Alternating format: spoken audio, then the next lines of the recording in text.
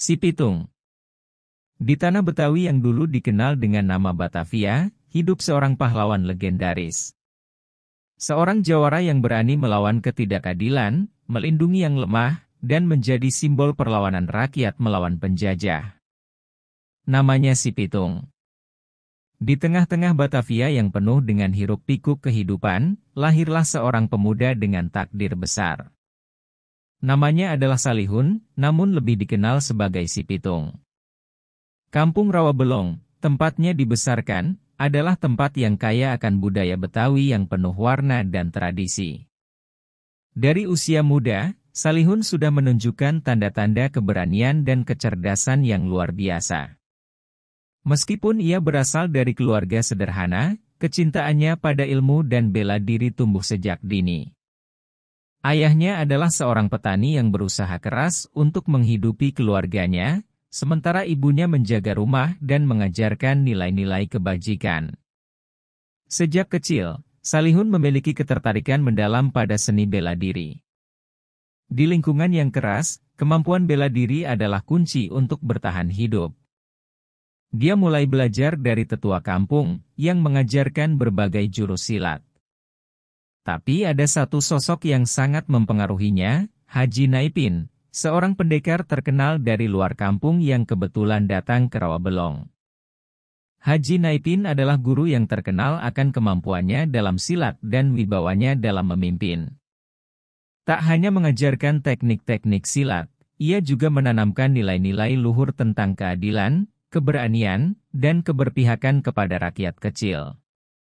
Si Pitung, sebutan yang diberikan padanya karena ia adalah salah satu murid terbaik Haji Naipin, menyerap setiap ajaran dengan penuh dedikasi. Di bawah bimbingan Haji Naipin, Salihun bukan hanya belajar silat, tetapi juga tentang bagaimana menjadi seorang jawara sejati, seorang pejuang yang bukan hanya kuat, tetapi juga berhati mulia. Namun, takdir berkata lain. Perjalanan hidupnya akan segera berubah. Ketika Belanda mulai memperkuat cengkeramannya di Batavia, kehidupan rakyat Betawi semakin sulit. Para tuan tanah dan pejabat Belanda menindas dan mengeksploitasi penduduk lokal. Saat itulah Si Pitung, yang sudah mulai dikenal sebagai seorang jawara muda, merasa panggilan untuk melawan ketidakadilan. Si Pitung, yang dulunya hanya seorang pemuda biasa, kini mulai menyadari bahwa ilmu bela dirinya lebih dari sekadar untuk melindungi diri sendiri. Dengan semangat keadilan yang ditanamkan oleh Haji Naipin, ia memutuskan untuk menggunakan kemampuannya untuk membela mereka yang tertindas. Dengan keberanian yang tak tergoyahkan, Si Pitung mulai melakukan aksi-aksi berani. Ia merampas harta benda dari para penguasa yang bekerja sama dengan Belanda, dan dengan bijaksana membagikan hasil rampokannya kepada orang-orang miskin yang hidup dalam penderitaan. Di tengah penjajahan yang semakin menggigit, Batavia mulai berubah. Rakyat Betawi yang hidupnya serba kekurangan kini semakin diperas oleh para penjajah. Pajak yang tinggi, pekerjaan paksa, dan ketidakadilan yang merajalela menjadi bagian dari kehidupan sehari-hari. Namun, di tengah kepedihan itu, muncul seorang jawara yang tak gentar, Si Pitung. Si Pitung bukan hanya seorang pemuda dengan ilmu silat yang luar biasa, tapi ia juga seorang yang peka terhadap penderitaan rakyat. Keberaniannya mengubah nasib orang banyak dimulai ketika ia menyaksikan bagaimana rakyat kecil terus dijajah dan diperas oleh tuan tanah dan pejabat Belanda. Pada suatu malam yang gelap, Si Pitung memutuskan untuk bertindak. Dengan tekad bulat dan penuh perhitungan, ia merencanakan serangkaian perlawanan yang akan mengguncang Batavia. Dengan menggunakan kecerdasannya, ia menyusun strategi untuk menyerang para penguasa yang berpihak pada Belanda. Si Pitung tidak bertindak sendirian. Ia membentuk kelompok yang terdiri dari para jawara Betawi yang memiliki keterampilan berbeda. Mereka adalah orang-orang yang ingin melihat perubahan, yang tak mau lagi tunduk pada penindasan. Bersama mereka, Si Pitung merancang aksi yang luar biasa, menyerang para tuan tanah dan pejabat Belanda yang telah menindas rakyat. Malam demi malam, mereka bergerak seperti bayangan. Tanpa diketahui oleh pihak berwenang, si Pitung dan kelompoknya merampok harta benda para penguasa yang bekerja sama dengan Belanda. Rumah-rumah mewah yang penuh dengan kekayaan hasil eksploitasi rakyat menjadi sasaran pertama. Namun, si Pitung tidak hanya merampok untuk dirinya sendiri. Setiap senjata yang ia ambil, setiap emas yang ia rampas, dibagikan kepada rakyat yang sedang menderita. Orang-orang miskin yang tinggal di sekitar kampung merasa terharu.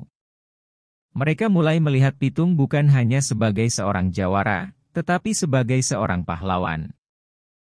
Setiap aksi yang dilakukan si Pitung bukan hanya sebuah perampokan. Ia menyadari bahwa apa yang dilakukannya adalah bentuk perlawanan terhadap ketidakadilan yang merajalela. Setiap senjata yang dirampas, setiap barang berharga yang dibawa pergi, adalah simbol perlawanan kepada penjajah Belanda yang menindas rakyat Betawi. Di luar sana, Belanda mulai mencium adanya gangguan besar. Setiap serangan yang dilakukan si Pitung semakin berani, dan semakin banyak rakyat Betawi yang mulai mendukungnya. Para pejabat Belanda mulai ketakutan, karena keberanian si Pitung tidak hanya mengguncang kota, tetapi juga menginspirasi perlawanan di berbagai tempat. Tapi perlawanan si Pitung tidak tanpa risiko. Ia tahu, setiap langkahnya semakin mendekatkan dirinya pada bahaya yang besar.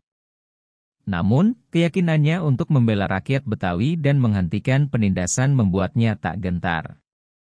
Si Pitung siap menghadapi segala kemungkinan, bahkan jika itu berarti mempertaruhkan nyawanya. Perlawanan si Pitung mencapai puncaknya ketika pasukan Belanda berusaha untuk menangkapnya. Dengan segala kekuatan yang dimilikinya, ia bertempur tanpa mengenal lelah. Dalam setiap gerakan, ia menunjukkan betapa besar tekadnya untuk melindungi rakyat yang terzalimi. Namun, pada akhirnya, si Pitung tak dapat menghindari nasib. Pasukan Belanda yang terlatih dan berjumlah jauh lebih banyak berhasil mengepungnya. Walau berjuang sampai titik darah penghabisan, si Pitung akhirnya tertangkap oleh pihak Belanda.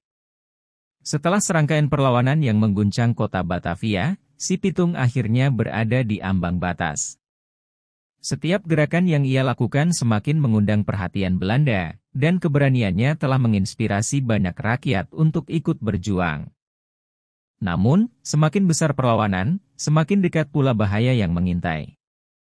Para pejabat Belanda, yang merasa terancam oleh aksi-aksi si Pitung, mulai merancang rencana untuk menangkapnya. Namun, si Pitung bukanlah seorang yang mudah untuk ditangkap. Ia adalah seorang jawara yang cerdik, selalu satu langkah lebih maju dari musuh-musuhnya. Si Pitung menyadari bahwa waktunya semakin singkat. Kekuatan dan ketangguhannya telah membuatnya dikenal di seluruh Batavia, tetapi ia juga tahu bahwa musuh semakin mengincarnya. Dengan kecerdikan dan strategi yang matang, ia berusaha menghindari jebakan yang telah dipasang untuknya. Namun, takdir berkata lain. Pada suatu malam yang penuh ketegangan, si Pitung akhirnya terperangkap. Sebuah pengkhianatan dari dalam kelompoknya mengarahkannya ke dalam jebakan maut. Seorang mata-mata yang telah berhasil menyusup ke dalam kelompok perlawanan memberitahukan lokasi persembunyiannya kepada Belanda. Si Pitung, yang selalu berhasil meloloskan diri dari serangan-serangan sebelumnya, kini terperangkap di tengah jalanan sempit Batavia. Di sekelilingnya, pasukan Belanda yang dipimpin oleh jenderal yang sangat ingin menangkapnya, sudah siap untuk menyerang. Dalam pertempuran yang luar biasa, si Pitung melawan dengan segala kekuatan yang dimilikinya. Setiap jurus silat yang ia keluarkan menghantam musuh dengan ketepatan yang mematikan. Namun, kali ini, pasukan Belanda lebih banyak dan lebih terorganisir. Pada akhirnya, setelah pertempuran sengit, si Pitung berhasil ditangkap. Ia jatuh ke tanah dengan luka-luka di tubuhnya, namun semangat juangnya tak pernah padam. Sebelum ia jatuh, ia sempat berteriak, perlawanan belum berakhir, kata-katanya menjadi mantra bagi rakyat Betawi yang terus berjuang. Si Pitung dibawa ke penjara oleh Belanda. Mereka berharap bisa mematahkan semangat rakyat Betawi dengan menyingkirkan pahlawan mereka. Namun, meskipun tubuhnya telah terluka, roh perlawanan si Pitung tetap hidup dalam hati rakyat yang mengaguminya. Namun, cerita si Pitung tidak berakhir dengan penangkapannya. Setelah dipenjara, kabar tentang keberanian dan semangat juangnya menyebar dengan cepat. Bahkan ketika si Pitung akhirnya ditembak mati oleh Belanda, banyak yang tidak percaya. Mereka mengatakan bahwa si Pitung tidak mati, ia menghilang untuk terus melanjutkan perlawanan. Legenda mengatakan bahwa saat si Pitung ditembak, tubuhnya lenyap seperti ditelan bumi. Tak ada yang tahu pasti apakah ia benar-benar mati atau apakah ia berhasil melarikan diri, tetapi cerita tentangnya terus hidup, menginspirasi orang-orang untuk tetap berjuang melawan ketidakadilan. Hingga kini, cerita tentang si Pitung terus hidup dalam budaya Betawi. Ia adalah simbol perjuangan, keberanian, dan keadilan. Setiap kali orang berbicara tentangnya, mereka tidak hanya mengingat seorang jawara, tetapi juga seorang pahlawan rakyat yang tak pernah menyerah. Si Pitung, meskipun tubuhnya tak lagi ada, tetap hidup dalam ingatan setiap orang yang memperjuangkan keadilan. Ia adalah legenda yang tak pernah mati. Sebuah legenda yang mengingatkan kita bahwa perlawanan terhadap ketidakadilan adalah tugas kita semua, meskipun harga yang harus dibayar sangat tinggi. Walaupun si Pitung sudah tiada, warisan yang ia tinggalkan terus hidup di tengah-tengah masyarakat Betawi. Namanya menjadi simbol keberanian dan semangat juang yang tak kenal lelah. Setiap kali rakyat Betawi merasakan ketidakadilan, mereka akan mengingat si Pitung, sang jawara yang berani melawan penjajahan demi kebebasan. Setiap generasi selalu mendengar kisah si Pitung. Dari mulut ke mulut, cerita tentang perlawanan dan keberaniannya diteruskan. Anak-anak Betawi tumbuh dengan semangat yang diilhami oleh legenda si Pitung, mengenali nilai-nilai keadilan, keberanian, dan keberpihakan pada rakyat kecil. Anak-anak di kampung-kampung Betawi tak hanya mendengar cerita-cerita heroik tentang si Pitung, tetapi mereka juga menirukan gerakan-gerakan silat yang diajarkan oleh orang tua mereka. Dalam setiap pukulan dan tendangan, mereka merasakan semangat si Pitung yang masih hidup dalam diri mereka. Di rumah-rumah, di sekolah-sekolah, bahkan di pasar, cerita si Pitung tetap dikenang. Setiap kali ada peringatan atau acara budaya Betawi, nama si Pitung selalu disebut sebagai simbol perlawanan. Masyarakat Betawi percaya bahwa meskipun si Pitung telah tiada, semangatnya tetap hidup. Di beberapa titik kota Jakarta, terutama di daerah Betawi, terdapat monumen dan patung yang dibangun untuk mengenang si Pitung. Di tempat-tempat inilah masyarakat datang untuk memberi penghormatan kepada sang pahlawan. Bagi mereka, si Pitung bukan sekadar seorang legenda, tetapi seorang simbol yang hidup dalam hati setiap orang Betawi. Selain dalam cerita lisan, warisan si Pitung juga tertuang dalam karya seni. Lukisan-lukisan dan mural-mural yang menggambarkan dirinya sebagai seorang pahlawan selalu ada di berbagai sudut kota. Seniman-seniman Betawi menggambarkan wajahnya dengan penuh rasa hormat, karena bagi mereka, si Pitung adalah bagian dari identitas mereka. Seni budaya Betawi pun tak lepas dari pengaruh si Pitung. Di panggung-panggung seni, cerita tentang dirinya sering diangkat dalam drama atau teater, diiringi dengan tarian tradisional dan musik khas Betawi. Acara-acara seperti ini menjadi kesempatan bagi generasi muda untuk mengenal lebih jauh perjuangan yang dilalui si Pitung. Pemuda Betawi saat ini pun tak ketinggalan. Dalam diskusi-diskusi komunitas, si Pitung selalu menjadi tokoh yang dipelajari dan dijadikan contoh. Ia mengajarkan mereka untuk tidak takut menghadapi ketidakadilan dan untuk berani memperjuangkan hak-hak mereka sebagai rakyat. Semangatnya terus mengalir dalam darah setiap orang yang percaya pada keadilan.